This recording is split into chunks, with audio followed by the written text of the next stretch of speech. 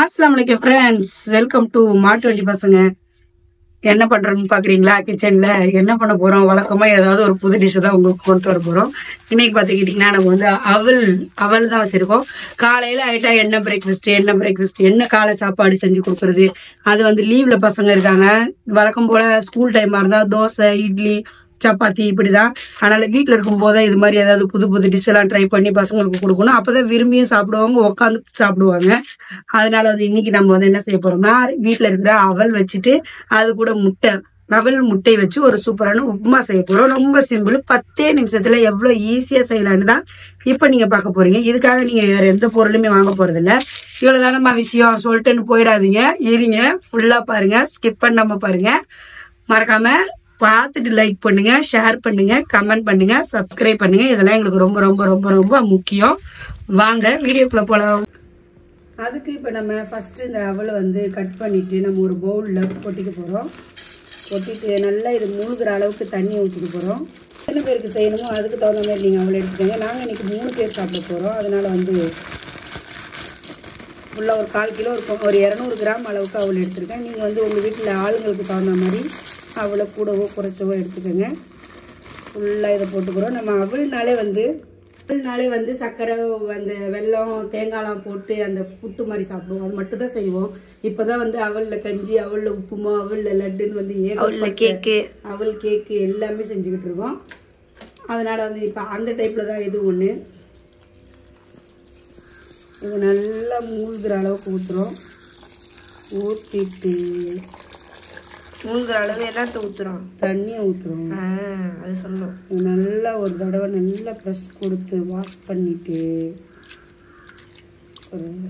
ஏன்னா நம்ம வந்து இது ரொம்பலாம் வேக வைக்க போகிறது இல்லை. எப்போவுமே அவல் வந்து ரொம்ப வேக வச்சா நம்ம அப்புறம் அவல் உப்புமா வராது, அவல் களி தான் வரும்.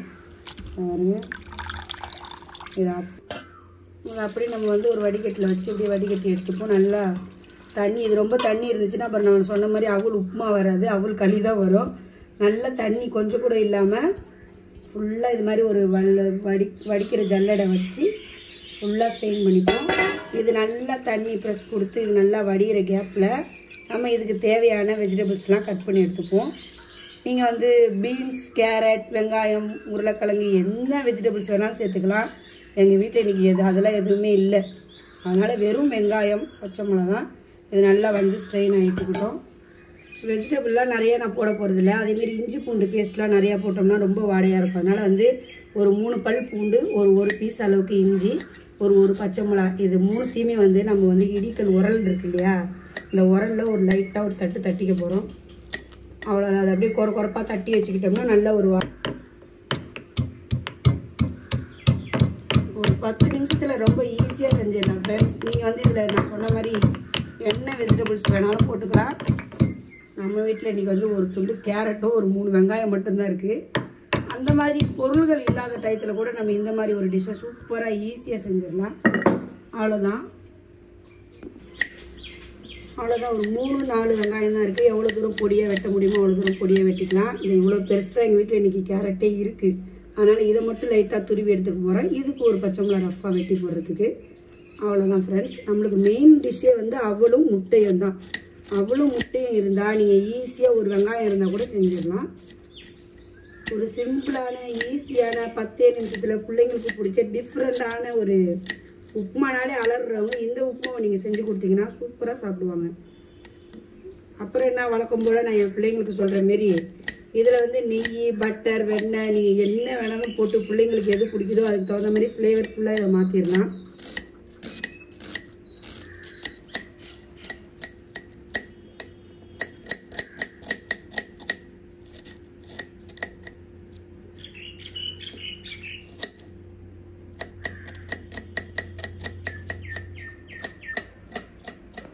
அவ்வளோதான் ஃப்ரெண்ட்ஸ். அதுக்கு வந்து நம்ம தேவையான அளவு எண்ணெய் ஊற்றிக்க போகிறோம்.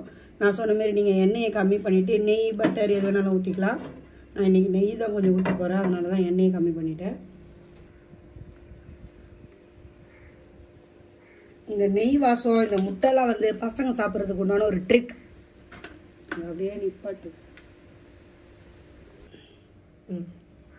ஃப்ரெண்ட்ஸ். தேவையான அளவு வந்து நம்ம எல்லாம் எடுத்து வச்சுக்கிட்டோம்.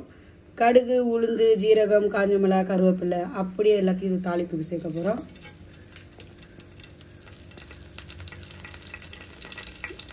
நீங்கள் ஆஸ் யூஸ்வல் எப்படி உப்புமா தாளிப்பீங்களோ அதேமாரி உங்கள் வீட்டில் உப்புமாக்கு கடலைப்பருப்பு போடுறதா இருந்தாலும் அதேமாரி போட்டுக்கலாம். நான் வந்து இன்னைக்கு கடலைப்பருப்பை விட உளுந்து பிடிக்கும் எங்கள் பசங்களுக்கு, அதனால தான் நான் உளுந்து அதிகமாக சேர்த்துருக்கேன். கடுகு டக்குன்னு பொரியணும் வேகமாக நினச்சிங்கன்னா உடனே இந்த கருவேப்பிலை போட்டிங்கன்னா அந்த கருவேப்பிள்ளையோட அந்த பரபரப்புலேயே கடுகு வந்து சேர்ந்து பொரிஞ்சிடும். அதெல்லாம் வந்து சமையலுக்கு தேவையான ஒரு பல டிப்ஸு, ஒரு சில பல டிப்ஸுகள் அதோட சேர்ந்து இதை பொரியுது பாருங்கள், டக்கு டக்குன்னு பொரிஞ்சிடும். பொரிஞ்சு மேலே உழுவுது. இப்போ வந்து நம்ம தட்டி இடித்து வச்சுருக்கோம்ல இஞ்சி பூண்டு பச்சை மிளகா அதையும் சேர்த்துக்கிறோம். இது வந்து ஒரு நல்ல ஒரு வாசனையை கொடுக்கும். செம்மையாக வாசனை இருக்குது. எங்கள் வீட்டுக்கு பக்கத்தில் ட்ரெயின் போகுது. பக்கத்துலனா ரொம்ப பக்கத்தில் இல்லை, கொஞ்சம் தூரம். அதுக்கடுத்தது நம்ம வெட்டி வச்சுருந்த வெங்காயத்தை சேர்த்துக்கலாம். வச்சுட்டு நம்ம வந்து இந்த ஸ்டேஜில் என்ன பண்ண போகிறோம்னா இந்த உப்புமாவுக்கு தேவையான உப்பு போட போகிறோம். உப்பு ரொம்ப முக்கியம் ஃப்ரெண்ட்ஸ் உப்புமாவுக்கு. போன எடுத்துகிற மசாலா வர மிளகாத்தூள் மட்டும். இப்போ வந்து நம்ம இதுக்கு தேவையான அளவுக்கு உப்பு போட்டுக்கிறோம்.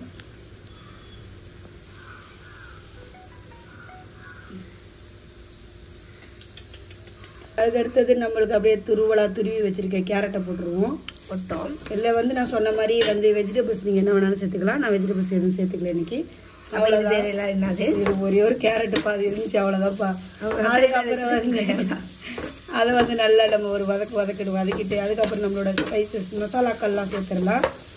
அப்படியே வந்து மஞ்சத்தூள் இப்படி காட்டு இதை காட்டு இதை. அப்போ 1 ஸ்பூன் மஞ்சத்தூள், 1 ஸ்பூன் மிளகுத்தூள், மிளகாய்த்தூள், கொஞ்சோன்னு 1/2 ஸ்பூன் கரம் மசாலா, அதை அப்படியே எல்லாத்தையும் இதில் சேர்த்துருவோம். அதிகமான மசாலா வேணும்னா நீங்கள் ஏதாவது போட்டுக்கலாம். நம்மளுக்கு எந்த இதான் இன்றைக்கி சேர்த்துருக்கோம். அவ்வளோதான் ஃப்ரெண்ட்ஸ். காலையிலே ஊற்றிட்டீங்கவா? நல்லா கலந்துருச்சப்ப அப்படியே இது கொஞ்சம் அந்த பச்சை வாடை போகிற அளவுக்கு ஒரு கரெக்டாக எண்ணெயிலே பரட்டிட்டு இதை அப்படியே ஒரு ஓரமாக அப்படி ஒதுக்கி தள்ளிட்டு இந்த டயத்தில் நம்ம என்ன செய்ய போகிறோன்னா அப்படியே நம்மளோட வெஜிடபிள்ஸ்லாம் ஒதுக்கி விட்டுட்டு இந்த டயத்தில் நீங்கள் எத்தனை முட்டை வேணாலும் யூஸ் பண்ணிக்கலாம். நான் வந்து இன்னைக்கு 3 முட்டை வந்து நம்ம கோழி குஞ்சு சாவடிக்கிறீங்கம்மா நீங்கள்? நீ சாப்பிட மாட்டா? சரி, அதெல்லாம் கிடையாது.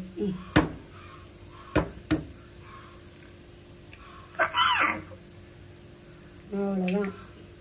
ஃப்ளேமை வந்து நல்லா ஹையாக வச்சுக்கிட்டு நம்ம வந்து இந்த முட்டையும் இந்த மசாலாக்கள்லாம் வந்து நல்லா சேர்ற அளவுக்கு ஒரு நல்ல ஒரு பொலன்னு வர அளவுக்கு செஞ்சுக்கிட்டு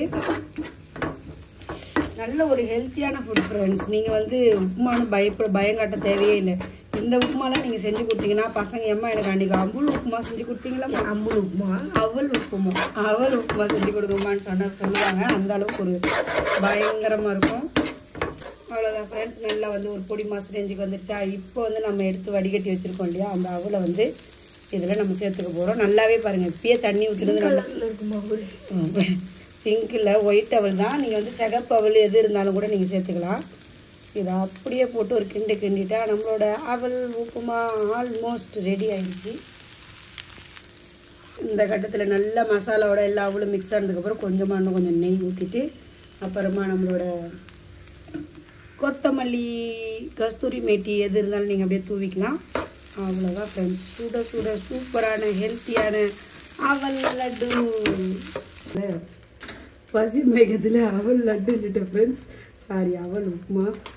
நம்மளோட கொத்தமல்லி இலைகள் பார்த்திங்கன்னா கட்டுக்கட்டாக இருக்குது. ஆனால் நம்ம பையன் வந்து ஒரு கொத்து தான் எடுத்துகிட்டு வந்தார். அதனால் வந்து அந்த ஒரு கொத்தை அப்படியே வெட்டி அது மேலே போட்டாச்சு. அப்புறம் வந்து ஆப்ஷனலாக ஒன்று போட போகிறோம். டக்குனு கட் பண்ணி அப்படியே வந்து நம்மளோட கஸ்தூரி மேட்டியை வந்து அதை அப்படியே ஒரு கசக்கி அதையும் வந்து நம்ம வந்து கசக்கி தான் அது இருக்கும். அவ்வளோதான் ஃப்ரெண்ட்ஸ், உங்களோட அவல் உப்புமா ரெடி. வாங்க டேஸ்ட் பண்ணி பார்த்துடலாம். அவ்வளோதான் ஃப்ரெண்ட்ஸ், நம்ம டேஸ்டிங்க்கு அவல் உப்புமாவை எடுக்க போகிறோம்.